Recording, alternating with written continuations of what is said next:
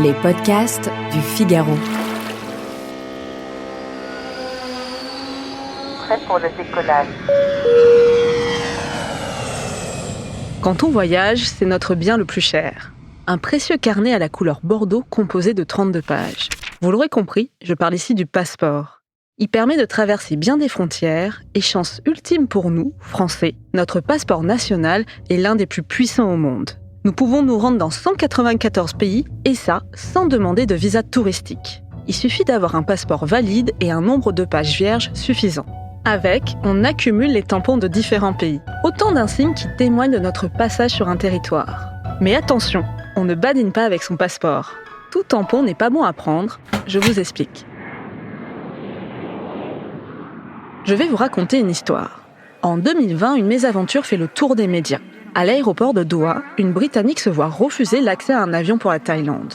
En cause, la présence de tampons souvenirs de ses passages au Machu Picchu et sur la montagne arc-en-ciel de Vinicunca, deux grands sites du Pérou. Ces insignes non officiels interpellent alors les équipes de Qatar Airways durant son escale. Résultat, la voyageuse doit refaire son passeport en urgence, avec au passage une jolie facture de 1 000 €, soit l'ensemble des frais administratifs. Ça donne pas très envie, non ? Eh oui, sachez qu'il est aussi facile de se faire refouler à une frontière qu'à l'entrée d'une boîte de nuit. Le passeport est un document officiel. La moindre altération au niveau de sa couverture ou de ses pages peut vous valoir quelques ennuis. Alors oui, il y a certains tampons que l'on a envie de garder précieusement, comme ceux magnifiques des gares japonaises. Mais ceux-là, on les réserve à un carnet spécifique. Pour le passeport, on ne s'en tient qu'au sceau officiel des États, et encore, là aussi, certaines règles sont à respecter. Par exemple, tous les voyageurs qui sont allés à Cuba depuis 2021 et qui désirent se rendre aux États-Unis doivent obligatoirement faire une demande de visa touristique. Ils ne peuvent plus bénéficier du régime de l'ESTA, l'autorisation électronique de voyage.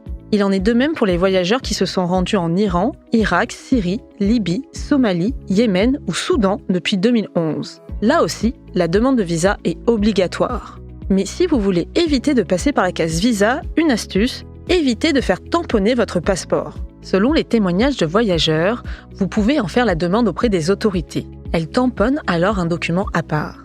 Pour certains pays, la question ne se pose plus. Les autorités ont carrément abandonné les tampons, comme Israël. Depuis 2013, la police des frontières donne aux voyageurs une vignette papier de couleur bleue qu'il faut garder avec soi pendant tout son séjour. Car la moindre mention de son passage dans l'État hébreu peut entraîner une interdiction de séjour dans certains pays, comme le Liban.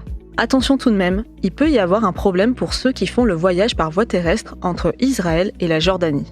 Les tampons apposés en Jordanie peuvent témoigner de votre passage sur le territoire israélien. Là encore, demandez aux autorités, si c'est possible bien entendu, de tamponner un autre document. Cela pourra vous éviter bien des complications. Merci d'avoir écouté ce podcast. Je suis Sophie Vincelot, journaliste au Figaro. Si vous avez aimé cet épisode, n'hésitez pas à vous abonner et à laisser votre avis. Vous pouvez retrouver Question Voyage sur Figaro Radio, le site du Figaro et sur toutes les plateformes d'écoute. À bientôt.